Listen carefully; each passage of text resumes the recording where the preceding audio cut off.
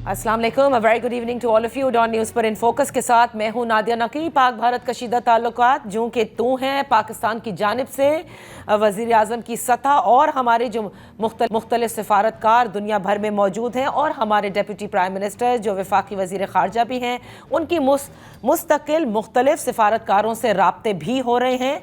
Telephonic गुफ्तगू भी हो रही है जिसमें पहलगाम अटैक के हवाले से बताया जा रहा है कि किस तरह से भारत ने बग़ैर सबूत पाकिस्तान पर इल्ज़ाम तराशी की और फिर उसके बाद एक तरफ़ा इक़दाम लेने के बाद उनके पूरे मीडिया ने और वह ख़ुद भी एक जंगी जुनून में गिरफ़्तार हैं। मुख्तलिफ़ ममालिक की जानिब से इस पूरी सूरत हाल को बड़ी संजीदगी से देखा भी जा रहा है और ये कहा जा रहा है कि दोनों ममालिक रिस्ट्रेन का मुज़ाहरा करें और बातचीत के ज़रिए इस मामले का हल निकालें। पाकिस्तान तो हर तरह से अमन का ख्वाहा भी है और वो बिल्कुल पहल नहीं करना चाहता, किसी किस्म की किसी जंगी जुनून में पाकिस्तान कम अज़ कम मुलव्वस नहीं है। उसने बड़ी जिसे कहते हैं मुनासिब एक पेशकश भी सामने रखी है और आज भी वज़ीर आज़म शहबाज शरीफ साहब ने इसे दोबारा दोहराया भी है कि उन्होंने आलमी बरादरी से ये कहा है कि एक तहकीकाती कमीशन जो गैर जानिबदार है वो बना लिया जाए।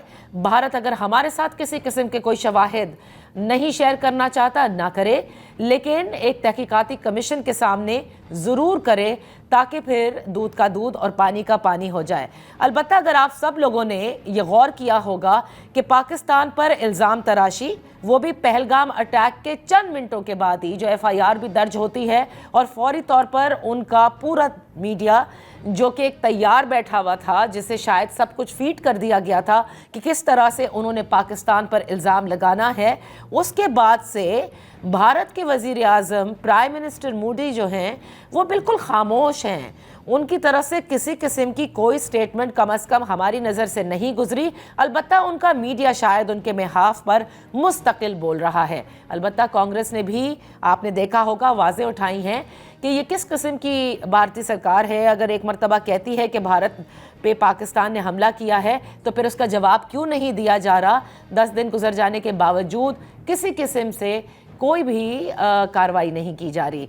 तो क्या जो भारत में इस वक्त उनके वज़ीर आज़म मोदी हैं वो ख़ुद अपने ही पूरे इस प्लॉट के अंदर ट्रैप हो गए हैं और अब रूस ने भी जो भारत से कहा है क्या वो उस पर अमल दरामद करेगा।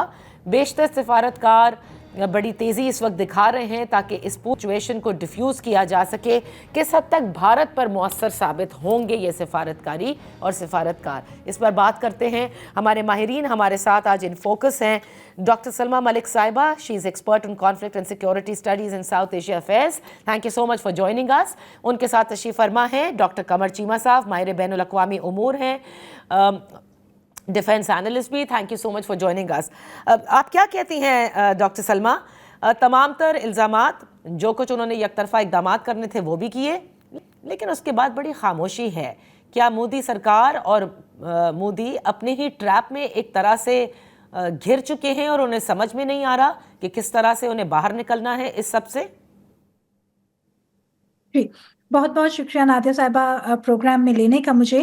बिल्कुल बिलाशुबा जिस तरह आपने बात की कि वो जो कमिटमेंट ट्रैप है उसमें वो एक तो बहुत बुरी तरह घिर चुके हैं और हमने जिस तरह देखा कि 22 अप्रैल का जो ये हादसा हुआ, जिस तरह उसको स्टेज मैनेज किया गया, तो इन्होंने अपनी जो वॉर हिस्टीरिया थी और जो सेल थी उस चीज़ को लेके वो बहुत इन्होंने बढ़ा-चढ़ा के सारी दुनिया में लेके आए।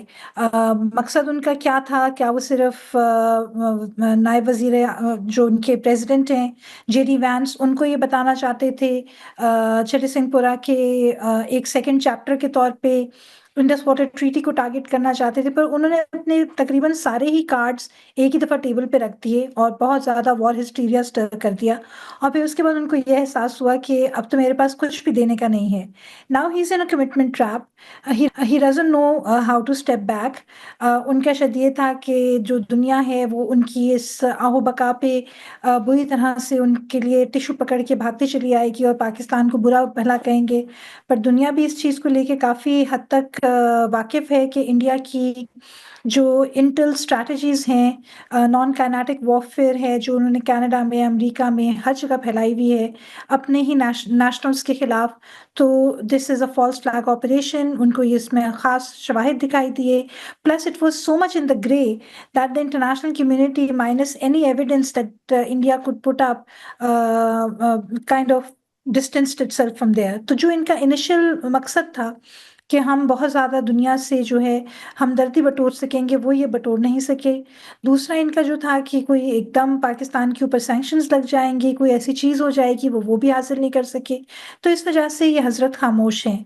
दूसरा इनकी खामोशी का ये भी हो सकता है कि अल्लाह खैर करे, ये कोई इससे बड़ी शातिर स्ट्रैटेजी तो नहीं प्लान करके बैठे हुए, क्योंकि मोदी साहब को पता कोई नहीं है कि वो कहते कुछ हैं, करते कुछ और हैं। बट अभी के लिए तो हम यही कह सकते हैं कि इतनी ज़्यादा शोर मचाने के बाद अब उनकी कोई मॉरल स्टैंडिंग नहीं रही। ना बैक ट्रैक कर सकते हैं, ना इस चीज़ को आगे ले जा सकते हैं, तो ना उगल सकते हैं, ना निगल सकते हैं। तो कुछ इस कैफ़ियत में वो घिरे हुए हैं। में वो घिरे हुए हैं, लेकिन मुख्तलिफ जी। किस्म की सिफारतकारी इस वक्त हमें नज़र आ रही है। और जो उनको कहा भी जा रहा है, और रूस के वजारत ख़ारजा की जानिब से भी कहा गया कि लाहौर और सिमला एग्रीमेंट के तहत जो है वो अपने बातचीत से मसाइल हल करें। डॉक्टर कमर चीमा साहब, आप क्या समझते हैं कि जिन्होंने अभी तक तहकीकाती कमीशन की पेशकश को एक्सरसाइज नहीं किया, वो क्या ये बात मानने को तैयार होंगे कि मुज़ाकरात के ज़रिए सारे मसाइल का हल निकालें? बहुत शुक्रिया। देखिए, थोड़ा सा समझना होगा कि भारत इस सारे प्रोसेस में जब ये वाकया हुआ और 28 घंटे के बाद इतने बड़े बड़े जो फैसले कर लिए, इंडस वाटर ट्रीटी से भी निकल जाएंगे, बॉर्डर्स भी बंद कर देंगे, वीजे भी खत्म कर देंगे, ऑल दैट, चाहता क्या था? डोमेस्टिकली तो वो अपने ऑडियंस तक आउटरीच कर गए। अब उनको चाहिए थी इंटरनेशनल सपोर्ट, और इंटरनेशनल सपोर्ट वो चाहते थे ब्लैंकेट सपोर्ट, कि हमें तमाम जो वेस्टर्न मुल्क हैं वो एटलीस्ट ये कहें कि इंडिया को तब हर किस्म का हक है, और फिर हम पाकिस्तान पे किसी किस्म की कोई चढ़ाई जो करें, कोई स्ट्राइक करें, कोई लिमिटेड वॉर की तरफ जाएं। तो उनको एक तो वो शॉक में है। आज डॉक्टर जयशंकर की स्टेटमेंट थी, वो एक आर्कटिक के इजलास से हवाले से बात कर रहे थे इंडिया के अंदर, के हमें वेस्ट जो है वो प्रीच ना करे, हमारा पार्टनर बने। मतलब ये कि वो कह रहे हैं कि आपने हमारे साथ किया क्या है। तो ये जो आप डायलॉग की बात कर रहे हैं कि हम एक कमेटी बनाते हैं, तहकीकात की जाए, इंडिया समझता कि ये उनकी इंसल्ट है। इट मीन्स कि उनके नैरेटिव को माना ही नहीं जाता। इट मीन्स कि वो जो बात दुनिया के सामने रखते हैं, दुनिया उसको वैल्यू ही नहीं देती कि हमें पाकिस्तान से खतरा है या पाकिस्तान इसके पीछे है। तो ये बेसिकली वो एक, जिसे कहते हैं ना, to be in a position of a shock, वो इस वक्त शॉक में है। एंड देन फिर आप थोड़ा पीछे चले जाएं तो तमाम ममालिक, ये जितने भी वेस्टर्न मुल्क हैं, इन्होंने तमाम ने स्ट्रेटेजिक रिलेशनशिप कायम किया हुआ है अमेरिका के साथ। तो कॉम्प्रिहेंसिव ग्लोबल स्ट्रेटेजिक पार्टनरशिप है, अफवाज के आपस में एग्रीमेंट है, इंडिया अपने नेवल स्पॉट सारे इंडिया अमेरिका को देगा। तो वो समझ रहे हैं कि हमें तो एक ब्लैंकेट सपोर्ट मिलनी चाहिए। ये कह रहे हैं कि तहकीकात में शामिल हो जाएं, ये हमें कह रहे हैं कि आप लाइंस ऑफ कम्युनिकेशन पाकिस्तान के साथ खोलें, ये हमें एडवाइस कर रहे हैं कि डी एस्केलेट करें। इंडिया चाहता था कि हमें ब्लैंकेट सपोर्ट मिले ताकि हम अपनी मर्जी से जो हमारा दिल आए वो हम करें, और यही चीज थी नहीं, लेकिन जो डॉक्टर उनको साहब, नहीं मिली। और ब्लैंकेट वही सपोर्ट चीज तो उस मुल्क को देनी चाहिए ना जिसने स्टेट स्पॉन्सर टेररिज्म ना किया हो। कनाडा में जो कुछ किया वो तो सबके सामने है, तो आई एम श्योर कि अमेरिका भी ये रियलाइज करता है। जी देखिए, बिल्कुल ये आपने सही कहा। और ये जो पूरी की पूरी देखें, इसको हम बोलते हैं ट्रांसनेशनल रिप्रेशन।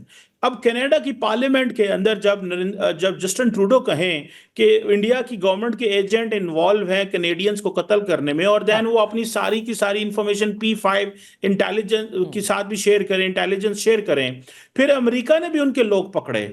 फिर आप देखें कतर के अंदर उनके नेवी के 9 लोगों को सजाए मौत हुई, और वो नेवी के लोग थे जो वहां पे जासूसी कर रहे थे। फिर नरेंद्र मोदी वहां पे गए, जाके माफी मांगी, और मीर ऑफ कतर ने उनको माफ किया। सो वो इंडिया का ओवरऑल जो इमेज था, एक तो वो टार्निश हो चुका हुआ था, वो मेरा ख्याल है एक तो उसने बड़ा उनको डैमेज किया। दूसरा, वो एक्सपेक्टेशंस बहुत लगा बैठे थे। तीसरा, वो क्या कहते हैं, मेरा ख्याल है कि ये एक इंपॉर्टेंट चीज है कि वेस्ट पर्टिकुलरली अमेरिका ये समझता था कि इंडिया हमारा इस खित्ते में पार्टनर है, हम इसको तैयार कर रहे हैं फॉर चाइना। लेकिन on the contrary India China के जो ताल्लुकात हैं वो बड़े बेहतर हो गए हैं। अभी चाइनीज प्रेसिडेंट ने हाल ही में कहा कि हम जो है वो ड्रैगन एलिफेंट टैंगो की बातें की। तो वो ये भी समझ रहे हैं कि ये आप क्या कर रहे हैं, रशिया से आपने इतना अरबों डॉलर का तेल खरीदा, जब हम आपको रोकते रहे कि ये आप ना करें, तो इंडिया ने कहा ये हमारे नेशनल इंटरेस्ट में है, हमारी पर कैपिटा इनकम कम है, so on and so fourth, inflation बढ़ जाएगी। तो वो कह रहे हैं कि ये तो हमारे पार्टनर नहीं है, डिस्पाइट द फैक्ट कि इंडिया को उन्होंने बड़े वेवर्स दिए हैं, कार्ड्स एक्ट में वेवर दिए, बहुत कुछ किया। सो मेरा ख्याल है कि इंडिया एक ब्लैंक चेक चाहता था, लेकिन वो भूल गया कि वो अमेरिका, कनाडा और वेस्ट के अंदर उनका, मिडिल ईस्ट के अंदर उनका इंप्रेशन कैसा है। और दूसरा उनको ये भी पता था कि इंडिया की अभी ये कैपेबिलिटी नहीं है कि उनको एक ब्लैंक चेक दे दें और वो जो मर्जी खित्ते में करते पड़े।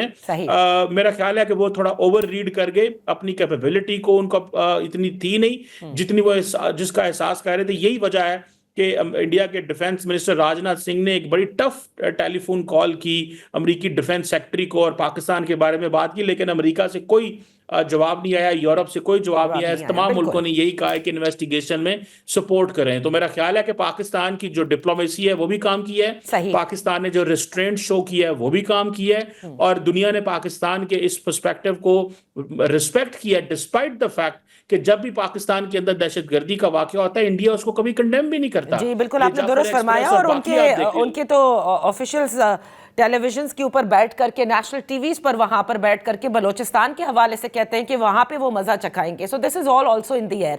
अच्छा, थोड़ा सा मैं इसको आगे लेके जाना चाहूंगी कि जो आपने खलीजी ममालिक का भी जिक्र किया, रूस का जिक्र किया, ब्लैंकेट चेक का जिक्र किया। डॉक्टर सलमा, पहले तो मैं ये जानना चाहूंगी, ईरानी वजीर खारजा भी कल पाकिस्तान आ रहे हैं, जिसके बाद वो फिर जाएंगे, भारत का भी दौरा करेंगे। खत्ते के अंदर कौन सा आप समझते हैं कि ईरान ऐसा मुल्क है जो भारत के ऊपर मौसर साबित हो सकता है, सिफारतकारी के हवाले से उन्हें राजी कर सकता है कि this is not probably this is not the right time, या फिर रीजन के लिए ये अच्छा नहीं है, इसको डी एस्केलेशन आपको करनी होगी, या फिर तहकीकाती कमीशन में आ जाएं या डायलॉग पर आ जाएं?